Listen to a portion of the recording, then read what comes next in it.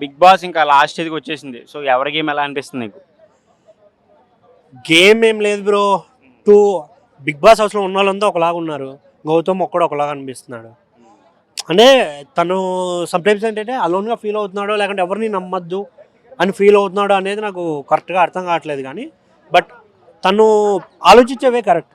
ఇప్పుడు నేను నమ్మి మోసపోవడం కన్నా ఎవరొద్దు, నాకు హ్యాపీ ఉంటా నేను అని అనుకునే విషయంలో మాత్రం నేను ప్రౌడ్గా ఫీల్ అవుతాను. నిన్న నామినేషన్స్ కూడా బ్రో ఒక్కడు మాట్లాడుతుంటే మీతో అందరూ మీదడిపోతున్నారు. విష్ణుప్రియ వెనక నుంచి పృథ్వీ, నిఖిల్, ప్రేరణ,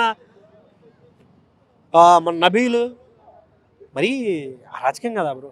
ఒక్కడి మీద అంతమంది పడిపోతారు. వీళ్ళు ఉన్నారు, అవినాష్ ఉన్నాడు, తేజ ఉన్నాడు, రోహిణి ఉంది, ఉన్నారు అంతే.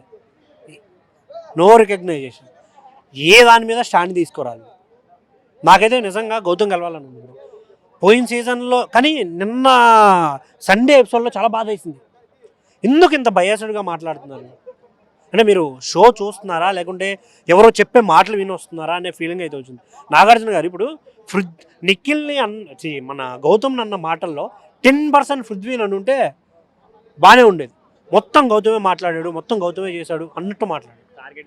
టార్గెట్ చేసినట్టు కాదు, ఇది బేస్ పెరుగుతుంది, మనోడు గెలవాలి, వీడు పడిపోవాలి అన్నట్టు.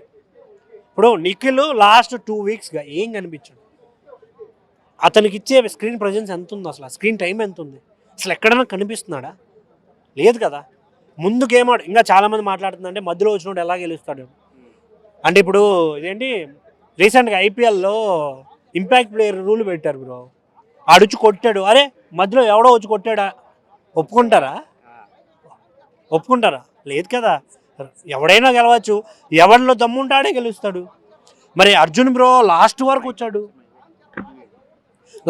వచ్చాడు. అప్పుడు లేని క్వశ్చన్స్ ఇప్పుడు ఎందుకు రైజ్ అవుతున్నాయి అనేది నాకైతే అర్థం కావట్లేదు. బట్ ఓవరాల్గా చూసుకుంటే వీళ్ళంతా ఒక గుంపు గేమ్ లాగా అనిపిస్తుంది. సో చూడాలి. నేనైతే నా ఓటు గౌతమ్కి.